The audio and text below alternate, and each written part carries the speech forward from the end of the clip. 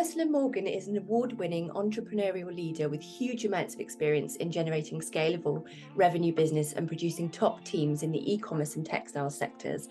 As an advisor, she's brokered multi-million-dollar deals, increasing valuations and developing exit and investment strategies to attract seasoned investors.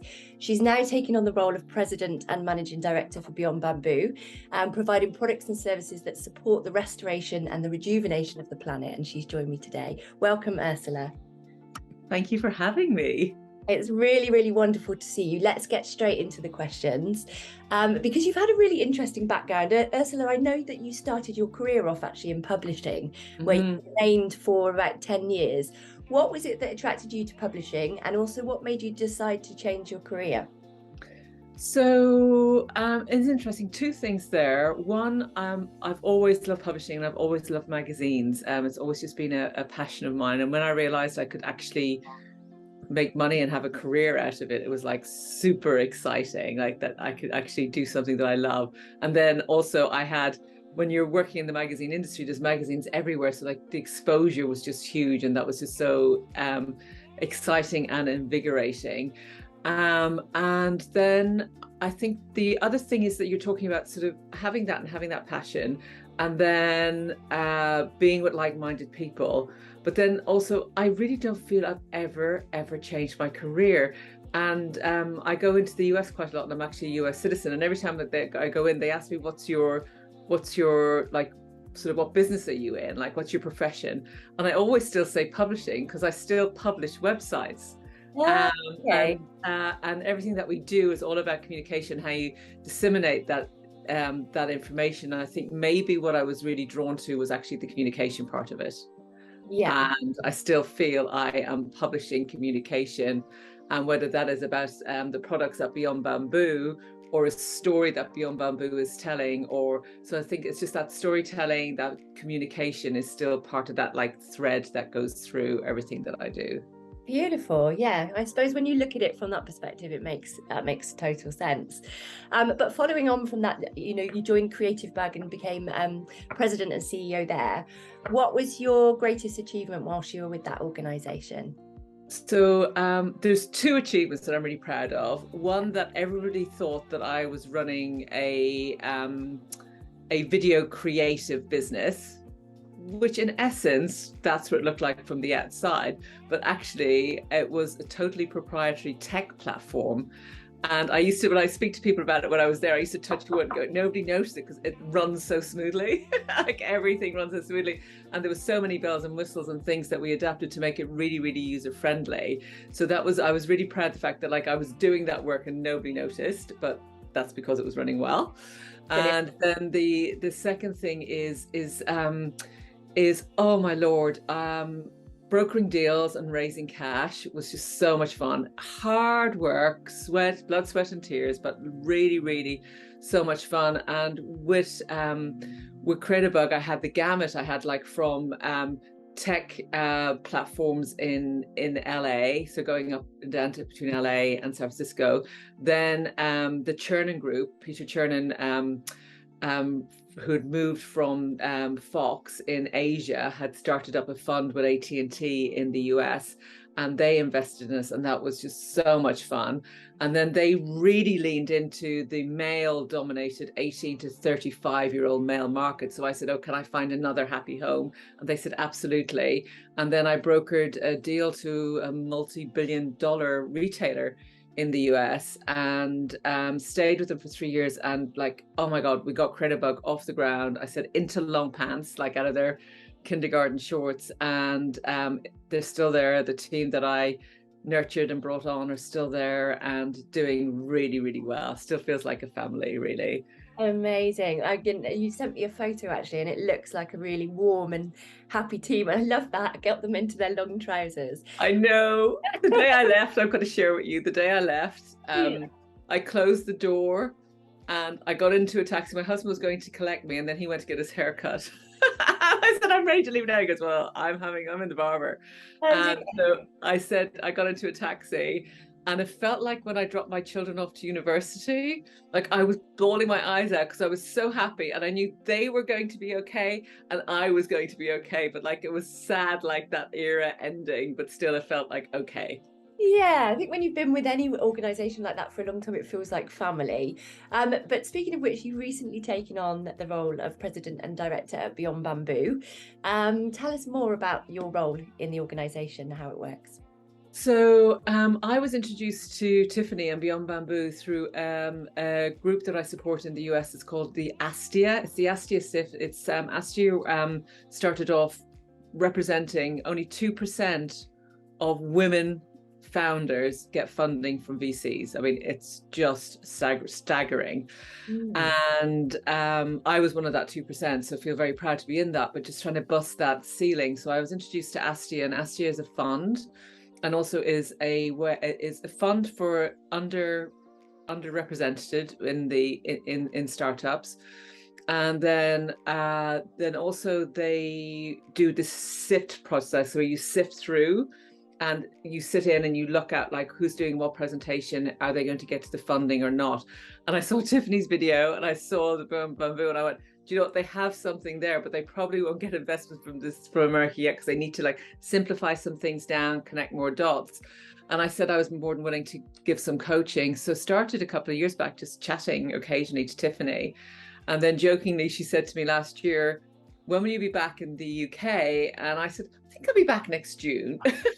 And then lo and behold, May 31st or whatever, 30 days have September, April, June, and November, yeah, 31st. She said, can you start tomorrow full time with us and really devote like 5 days a week, if not more, to helping us with the next funding round and getting us sorted and just taking on those roles that you took on before. And I said, yeah, sure. Brilliant. And I know that you're keeping everything on track as well, which is really, really brilliant. So let's talk a bit more about Beyond Bamboo because it's an amazing, amazing thing. This edition of AwareNow is all about tech for good. So give us an overview. What role does Beyond Bamboo play in tech for good? So I totally believe in tech for good. And actually with Create-A-Bug, I always said it was like high tech and low tech mashing together. Yeah. And with Beyond Bamboo, it's like high tech. And then how do you actually use that to amplify the good that Beyond Bamboo can do, like to a greater extent, to a wider reach and to a massive audience? So two things with that is one, sourcing locally and being able to source locally and being able to actually have a platform that then we can put people on.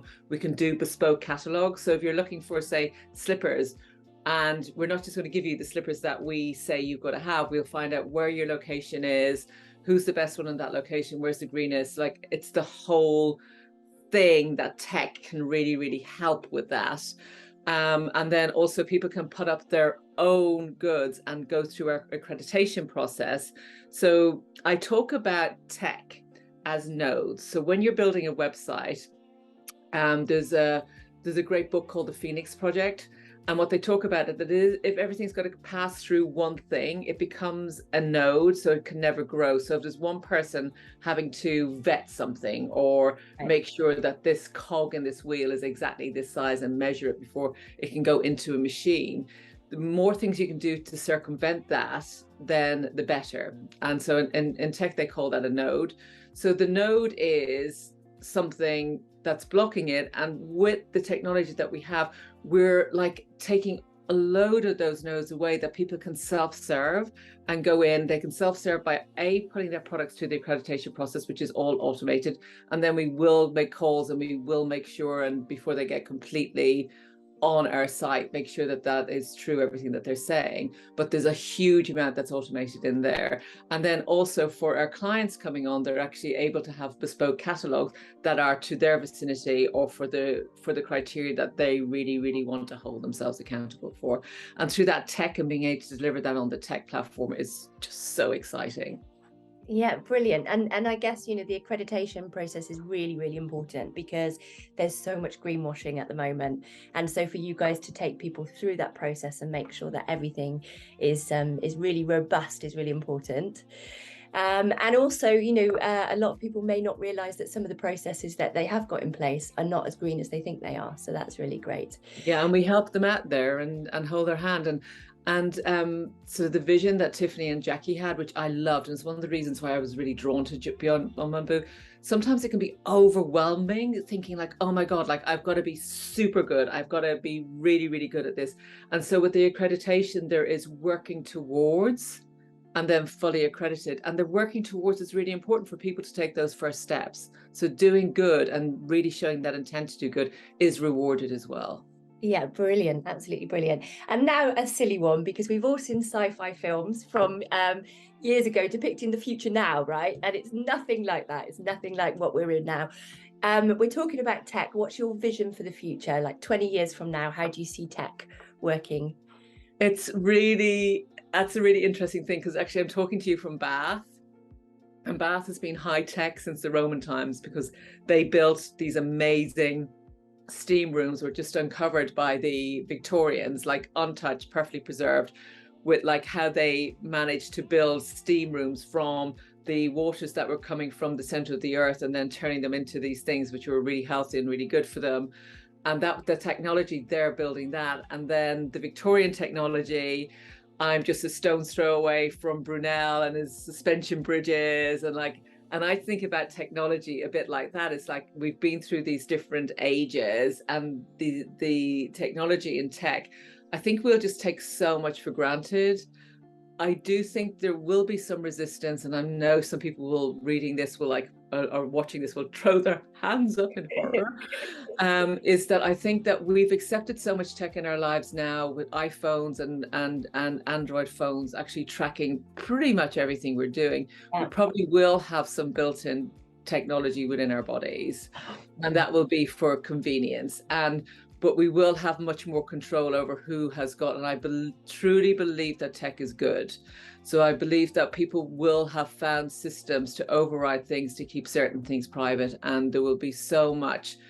It won't be the Wild West that the internet started off with, when that it will be curtailed, and there'll be so much tight legislation around it. And every time we talk about the metaverse, and people are saying now the metaverse is going to cause like a lot of harm, because people are going to go in and use it for their advantage. But I'm telling you, as a group and as a society, most of us want to do good, and there will be people that will take action against the bad actors, but we will have some technology built within us for our convenience, and we will have control over that, and there will be less resistance.